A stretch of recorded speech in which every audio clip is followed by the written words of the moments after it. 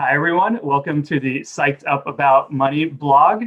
I'm here with Miranda Palmer. She helps therapists get great clinical outcomes and build happy, full practices. So the subject of today's talk is getting clear about fees. And Miranda is going to tell you how to solve this problem. So Miranda, where does the therapist start when he or she wants to set up a good fee structure? We start with, what do you want the clinical outcome to be for your clients? Like, who are your clients and what do they really need? And I think this is usually the last place that therapists start. It's sort of just assumed. But once we get really clear on who we want to serve, then we start looking at, well, what do I really need to serve this person appropriately? What kind of office do I need? What are the things I need in my office? What kind of consultation or training might I need? How many days off a year might I need so that I can be fully rested for this client? What are the ancillary services that I might need? How much feedback might this person need on the phone? All of these different pieces. And once we can understand that, then we understand the full costs. All of those things I just mentioned are all a cost of doing business. And so we use those to actually calculate what your fee is. We don't go and see, well, what are other therapists in the area charging? What is insurance reimbursing? And then I put my fee somewhere along that spectrum. I look at the actual cost of doing business.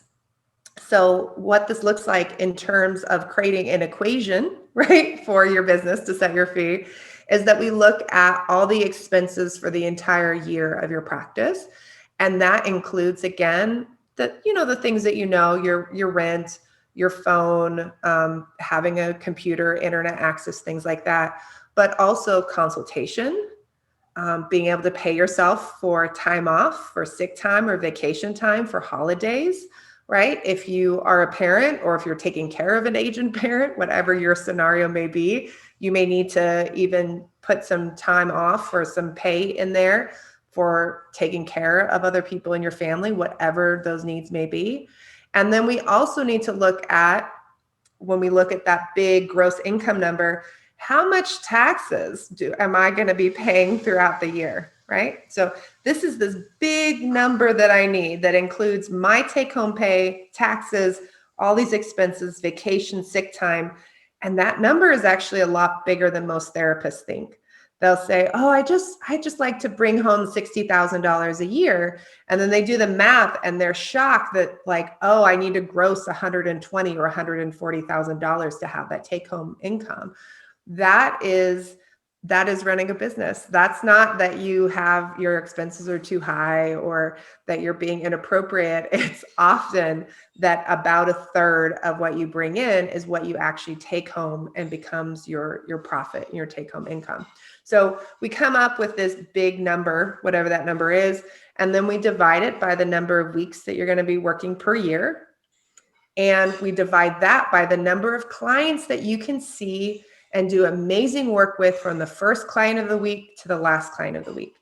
Our work is very different than most other things, right? I used to, before I was a therapist, I did data entry. I remember once in my 20s, I was going through some kind of emotional turmoil and I was crying while I was doing my data entry, just having this moment of, ennui, but I could do it. Exhausted, whatever the thing was, I could do my data entry. You can't do that as a therapist. You need to be fully present.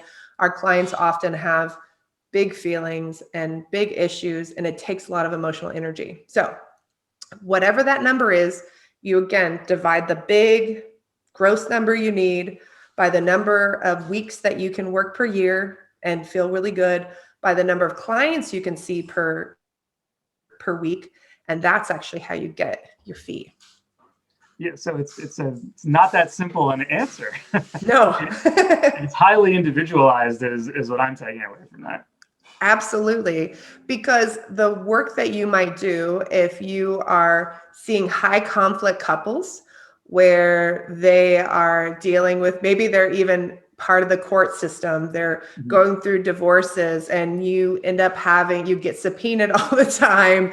That kind of couple and the amount of work you have to do outside of the session is going to be very different than somebody else who's like, oh, I'm just working with people who are, kind of anxious, but they're perfectionists. That may be a different kind of energy for you. And every therapist is totally different in terms of where their sweet spot is for their clients and what life looks like for them in particular. So if you have maybe you have like an autoimmune condition or some kind of physical injury where you can literally only sit for 15 hours a week and not be in excruciating pain, then that's your number. If maybe you have a child, maybe you're breastfeeding, whatever the scenario is, you have to align that with your life and know, hey, this is the reality of what I can do. And also realize that when you move into private practice, when you own a therapy business, it's not just, oh, I come in and I see my 35 clients a week. If you're seeing 35 clients a week for your 40-hour job, right, your full-time job, in reality, you're probably working closer to 60 to 70 hours a week, right? So you know that, right? And even in your business, that the amount of face-to-face time you have with clients versus what it actually takes to run the entirety of your business is completely different. We have to carve out time for getting on the phone, for doing research, for doing progress notes and our work, for doing marketing, to, do calls in the area. So somebody is not paying you $150 an hour or $250 an hour. They're paying you for your expertise and for all the hours that go into you being able to sit and be present with them in that 1 hour. Mm-hmm. Yeah, right. There's so much more to it. It's a good point, right? There's a lot more going into it than maybe just the face-to-face of each session. Yeah, there's a lot.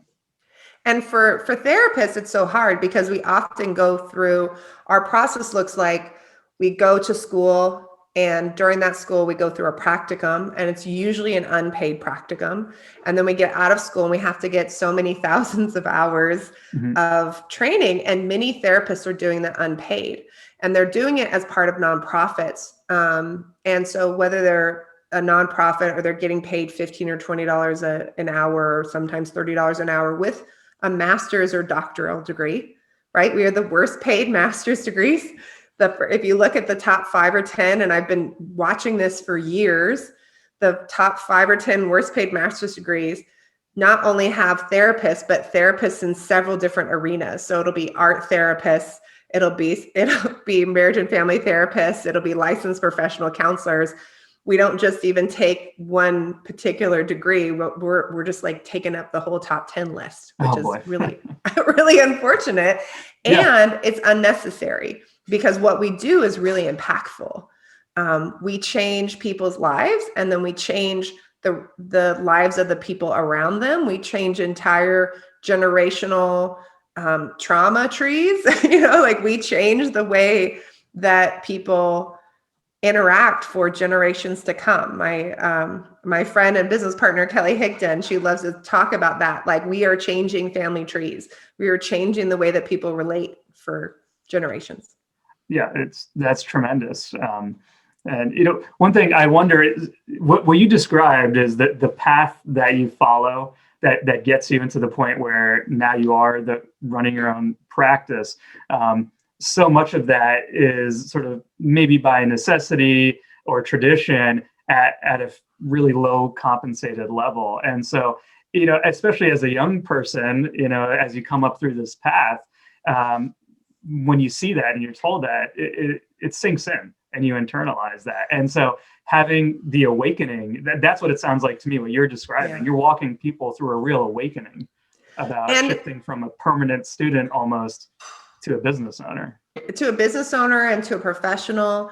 And even to realize, one of my favorite things is to look up for someone, the nonprofit that they worked for, where they said, oh, this nonprofit, I was able to do sliding scale. I was able to do free. I want to offer that in my business. that would be really great. But I also didn't get paid well. I didn't have any great benefits at that nonprofit. You pull up the nonprofit, and the nonprofit had $15 million worth of grants, right? Where you were working for free, or that you were providing the sliding scale, whatever the scenario is. The amount of money that was actually in the contract that was allocated to you versus what actually came into your pocket, that actually is a learning lesson of this is what it takes to run that business, to run that nonprofit. So they may have been getting allocated $100 an hour towards your position, but that was going towards paying for the office space and the chair and the admin support and the receptionist and all the other things. So what actually came into your pocket was $15 or $20 an hour, right? So I think that's the other place too. And I think this other piece of therapists being like, I want to do all these things that this nonprofit did. I want to make therapy accessible. Like, you want to provide what that nonprofit provided for $15 million a year, that you don't even feel like they did a great job of making it accessible with your $150,000 a year gross income. How are you going to do that? Right. So we have to start changing and just being honest about, okay, this is the reality of what's happening in the world. This is the system that's in place. So how do I make sure that I'm taken care of in the system so I can take care of others? And then how can I take even that place of saying well, I could give back 10 hours a week in free therapy, or 5 hours a week in free or low cost therapy, or I could just charge for my service, run my business like a business, and then I could take a portion of my take home income and I could give back. I could I could put a grant towards this nonprofit. I could be a part of something else. I could be on a board over here and kind of separate out, this is my business and livelihood, and this is how I give back, and not have them so commingled that suddenly you are working in this red zone. The amount of therapists that I've talked to that didn't even realize that they were working for free in their own business, or they were paying to work. They were working at a loss. Maybe they were doing okay. They got full. They were making some kind of income. They're like, oh, I have a waiting list. I'll expand. They bring on another therapist. They don't run the numbers about how much they should charge or how much they should pay that therapist. And then suddenly they realize they actually paid to employ that person. They paid to employ them. They spent hours and weeks and months and stressed over filling this person up, and made less money that year than they did the year before. Yeah, and that sounds like such a huge step to go from solo to now there's another team member. And it seems, I could see it looking like an obvious answer that yes, that's what you do in that moment where you're full and there's the waiting list. And why wouldn't the numbers work? It's so far so good. So that's a good time to talk to someone like you if you're not positive. And it's a good time to talk with a financial advisor, to sit down and look at numbers. This sense of everything's going to work out and everything will be okay as long as there's just more money coming in the front end. That is not always accurate. So we need to start getting comfortable. And I know it's anxiety provoking, but this is part of becoming a business owner. And it's part of working on our own stuff as therapists, that maybe we have some old money stories, we have some anxiety. Maybe I know a lot of therapists that said, well, I went into psychology so I wouldn't have to do math or numbers, right? Well, once you went into business, you're making an agreement to do some math and numbers, but it's going to be okay. And we have people, we have our free community. We have a couple of different communities out there. We have over 20,000 therapists in our communities, where people are coming together for free to help one another out and support. We have over 10 hours of free trainings that can help therapists start to make this real transition, because ultimately you learning how to be a business owner and getting more confident is going to lead to you being more present for your clients and being able to provide better clinical services. And again, if you also have a plan to expand into a group practice, this will also mean better service for your employees, clients, And also that you can take better care of your employees, that you're not feeling resentful thinking, oh my gosh, I just paid $20,000 to like work more. What was I thinking? Yeah. And then suddenly that's starting to get in the way of the relationship with you and your employee. Yeah, that's such a great point. I love the way you put it earlier on about taking care of yourself to make sure that you're in the right place so you can take care of your clients. And it's the same with staff, right? You got to make sure that everything is aligned. And it definitely helps if you know what you're getting into ahead of time, right? Because being an employer is a lot different from being self-employed. And going into that with your eyes wide open is critical. It's we actually have this really intense course that some people go through called Business School Bootcamp.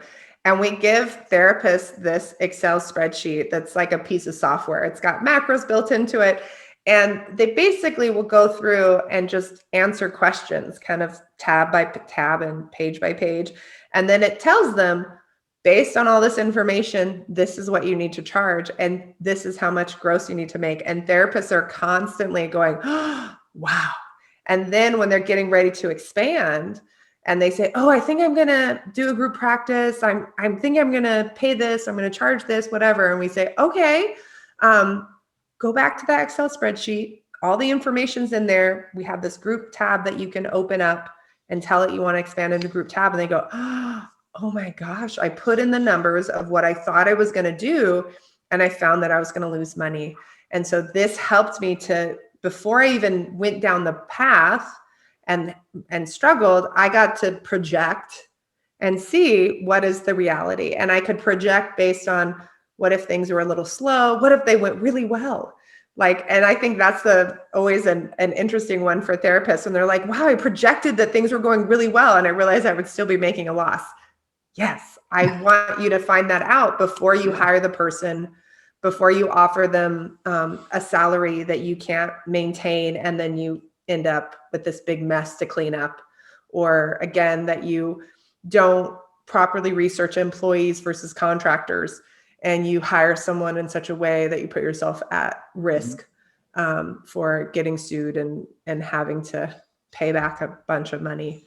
It's no fun. Right. Yeah. And that is a risk, right? So you got to make sure you set things up ahead of time. Yeah. Yeah. Yeah. Great. So let's see. There's one last question I wanted to ask, if you have just another minute, which is, there's the talk about insurance panels, and I was wondering if you can't become involved in that. Is that always such a problem? Is that maybe a blessing in disguise? So I think, that actually is what happened to me. When I was starting out in private practice, everybody said, you need to get on insurance panels, but you haven't been licensed for at least 2 years, so you can't get on insurance panels.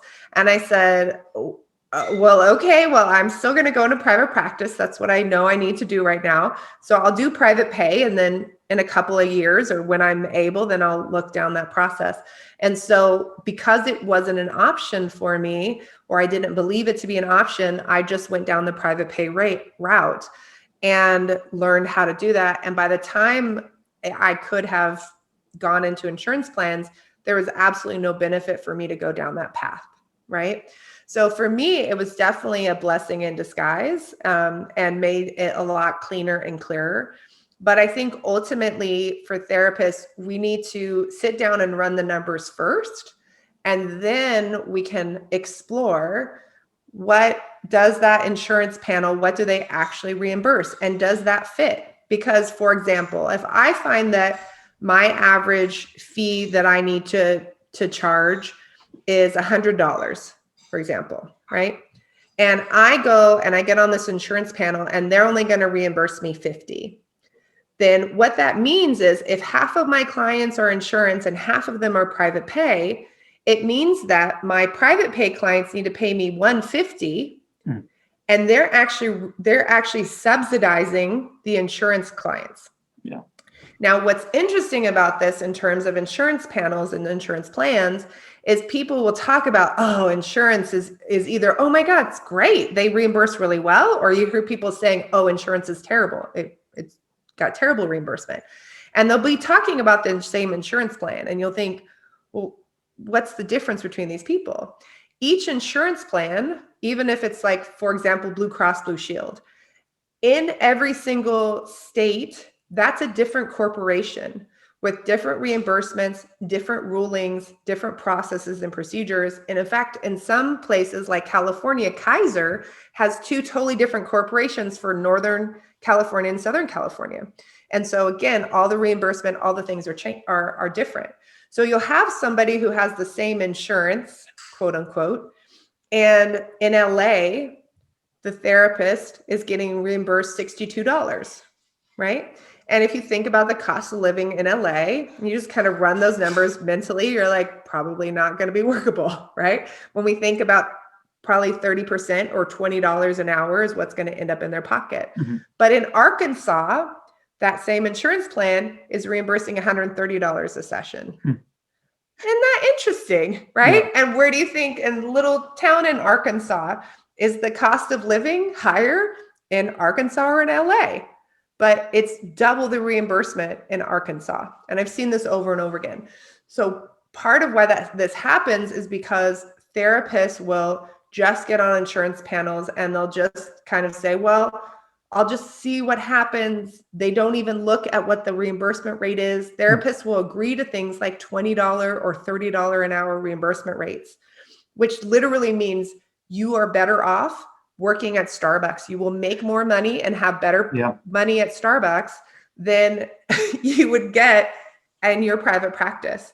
And sometimes the insurance plans are very open about this, and sometimes they're sneaky. So some of the EAP programs, if you don't read those contracts, they'll say, hey, if you take one of our clients, we will reimburse you $99 for up to 3 sessions.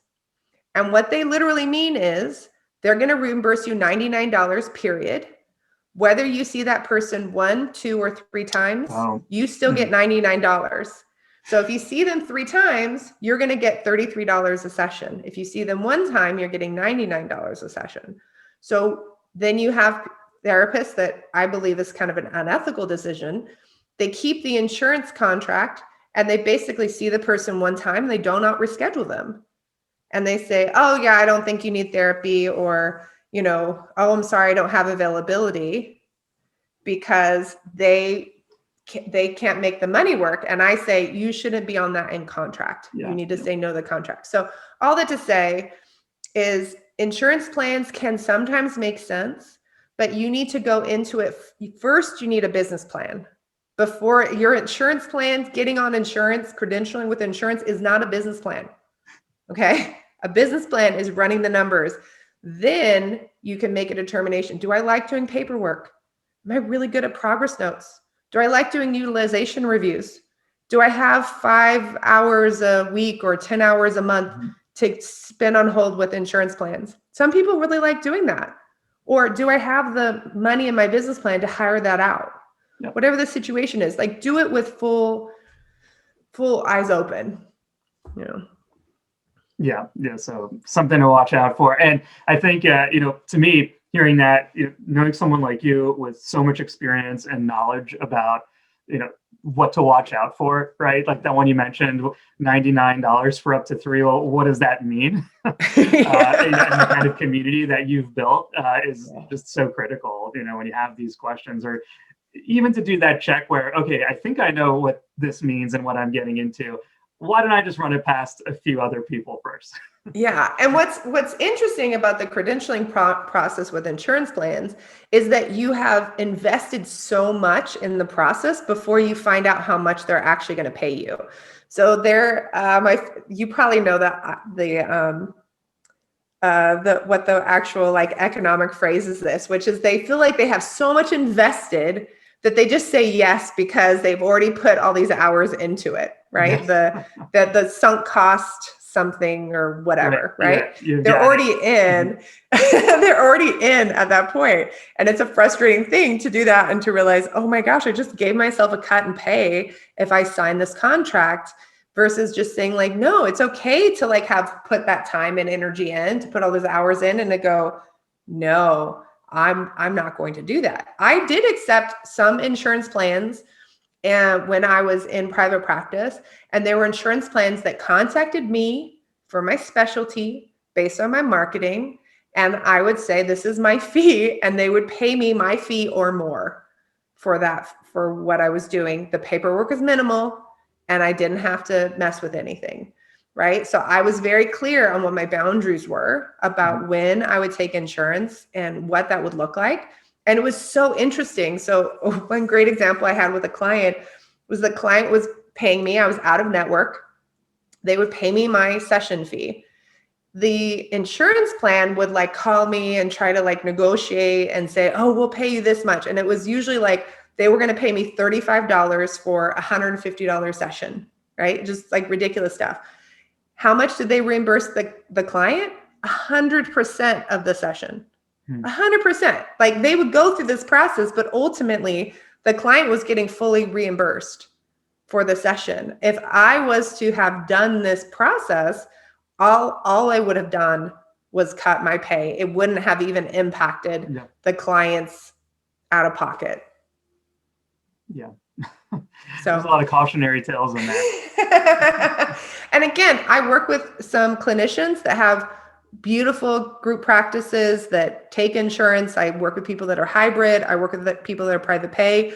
But ultimately, as a business owner, you need to know and understand what you're getting into and what works and how to make sure that you're protected and that you're paid, because it's a frustrating thing to go, oh my gosh, I've been working for the last year and I didn't get paid for this client. Or another great cautionary tale. There's it's happening more and more that therapists are getting letters that say, hey, you know, that client you saw 4 years ago that we told you that they had insurance and then we paid you for their services.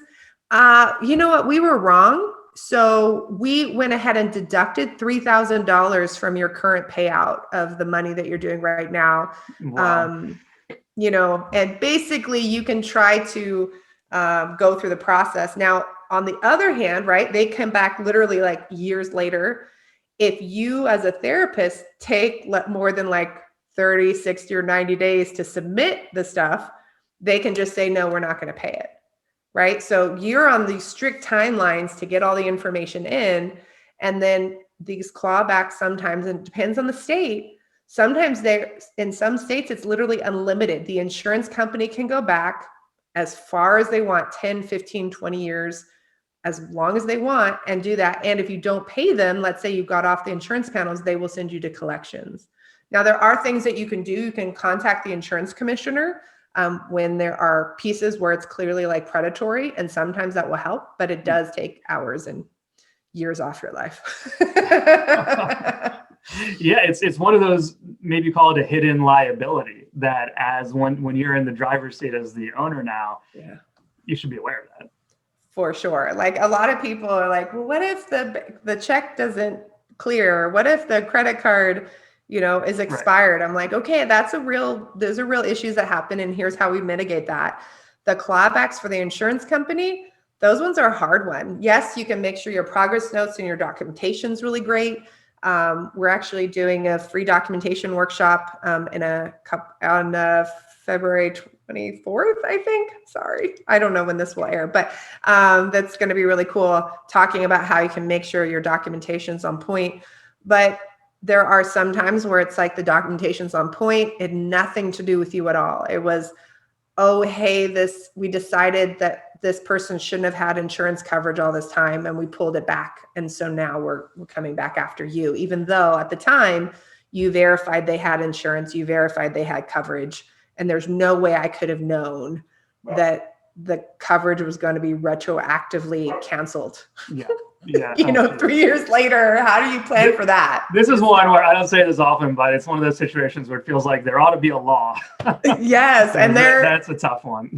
There are some therapists and just, insurance providers overall, state by state. If you want to get involved in insurance lobbying, it's a very powerful thing to do, to lobby to create some of those laws to say, hey, clawbacks shouldn't be more than a year or two later. The idea in any other business that you could have, and that you couldn't even get insurance for it, right? And in some other areas, you could have like general liability insurance if somebody came back and sued you and said, hey, you need to give me this back, or whatever the scenario was. Yeah. But this is one where there's not a coverage for clawbacks. There's not it's just a cost of doing business if you decide to use insurance plans.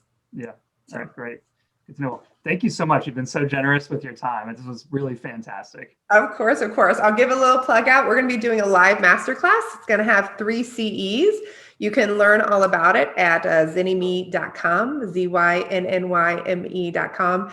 We're going to be digging into how to get better clinical outcomes and how to use those for developing your marketing message and your marketing plan. It's going to be really fun. We're going to have free giveaways, and it's just going to be a good time. That's fantastic. Thank you so much, Miranda.